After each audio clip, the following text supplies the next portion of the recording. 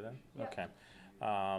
First, I want to thank everyone for coming today. I want to introduce on my left-hand side Chris Clark, who is my Deputy Director and also 911 Coordinator, and Commissioner Jeff Pisarcik on my right. Both of them were involved with the response and even the assessments today. I want to thank all the emergency service agencies, our fire, EMS, police, EMA staff, who handled the many calls last evening and who gave us preliminary data to start our review today. I want to give a special thanks to the members of the Falls Creek Fire Department who came out today and assisted us in the National Weather Service with collecting storm data. They brought their drone out, which was able to get us up in the air to see what was actually taking place. And as always, I want to thank my staff in the 911 dispatch room, as well as the EMA staff, for taking all the calls and getting help to the people that needed. Yesterday was in Jefferson County experienced a not so common occurrence, that of which resulted in at least 2 tornadoes to strike the county. Please keep in mind that the information I'm giving you today is preliminary as the review is continuing. While additional data and storm reports keep coming in, this could change some of those results. The first system started just after 5 p.m. Yesterday, just west of Monrian Road in Clover Township, and traveled in a southeasterly direction, ending just prior to 5 Mile Run in Knox Township. The system traveled about 4 miles and encompassed about 1/8 of a mile in width. The National Weather Service has preliminarily rated this tornado as an EF2 with wind speeds around 110 miles per hour. What was witnessed was numerous trees snapped off, some at the trunk of the tree, some 20 to 40 feet in the air. Trees uprooted, with about 4 homes having minor structural damages. Between the numerous fire departments and road crews, most roads were open around midnight last night. Road crews returned today to keep moving debris back, with utility crews trying to restore power and essential services to those affected. What was unusual to see, and both these gentlemen here can kind of attest to it, was the tombstones at the Jefferson Cemetery along Cemetery Road in Clover Township, where some of the stones were not only toppled, but they were tumbled 4 and 5 times. Some had the foundations lifted off the ground, or lifted from the ground.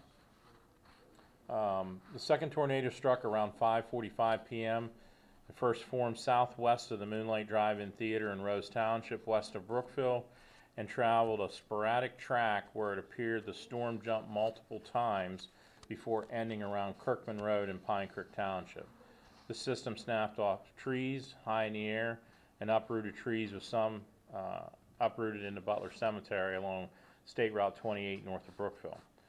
This tornado also traveled around 4 miles and encompassed about 50 yards in width, where it hopped this entire distance. The National Weather Service has preliminarily rated this tornado as an EF0 with wind speeds estimated between 65 to 70 miles per hour. The first storm, that was the first EF2 tornado to strike the county since July 19th of 1996, which was in the southwestern part of the county, and at a time when we experienced major flooding and devastation in the county on that same day. And both of these storms combined are the 14th and 15th tornado on record since 1880 in Jefferson County. The review of the data and investigation into the storms will continue for the next couple of days. The Civil Air Patrol will be flying the county to finalize the data and see where there is other damage that was not visible during our review today. Along with the National Weather Service and PEMA and the Civil Air Patrol, they'll be coordinating those flights and providing the data to us. The message I want to get out is, while the utility companies continue to restore services, please keep in mind that any down pole with a transformer laying on the ground and or power lines, any kind of lines, to please consider them energized. While we continue with the recovery of the storm and having no injuries so far, we definitely don't want to see anyone get hurt up until this point. Next, I'm going to have Chris kind of explain the occurrences in the 911 center from last night and what he's seen today, and then I'll have Commissioner Pisarcik offer a few words, and then I'll be happy to answer any questions that you have. So yesterday, for the 901 side of the world, of course, we began to receive the tornado watches that were effective 11 p.m. last night, which we were able to provide those warnings via radio to the public and so forth and to responders. Subsequently, we were receiving notifications on severe thunderstorm warnings followed by tornado warnings. Several of them were back to back as far as the tornado warnings go.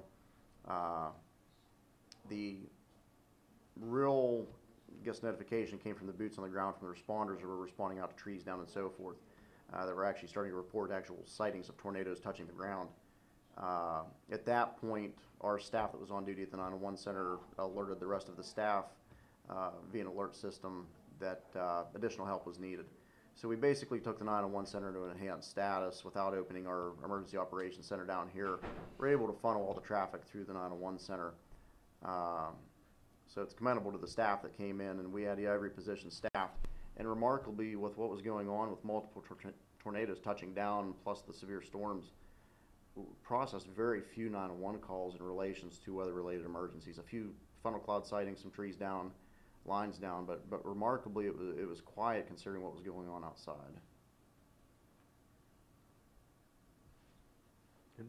Well, on behalf of the commissioners, Commissioner Matson Bullers and myself, we want to thank our staff here at 911 and EMA. They did a great job last night. We were able to be in the field last night and all morning with National Weather people and Tracy and Chris, and it's very interesting what Mother Nature can do to us.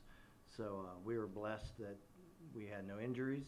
So, but there are some, as Tracy said, there are some sites out there still that probably need to stay out of it. They're pretty ugly yet, and just be safe. Be happy to answer any questions that you may have. I can ask sort of what needs to still be done, what kind of areas are kind of ones people should stay out of, and will need a lot of work to get cleaned back up.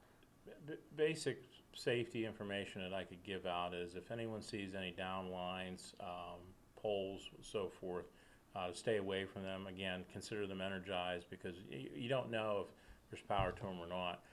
We tried to go out to the homes that had some structural damage to have the meters pulled before the main power was energized back whenever Penelec gets to that. But stay away from those areas. The other thing is too, if you see road crews or people out trying to clean the debris, don't block the roads for them. Try to keep it open so they can get the job done and move forward. And obviously, if somebody sees something that looks like an emergency situation that we may not know of now, the police call 911 so we can have it checked out and go from there. We may have already responded to it, but we'd much rather be safe than sorry than have another problem later on.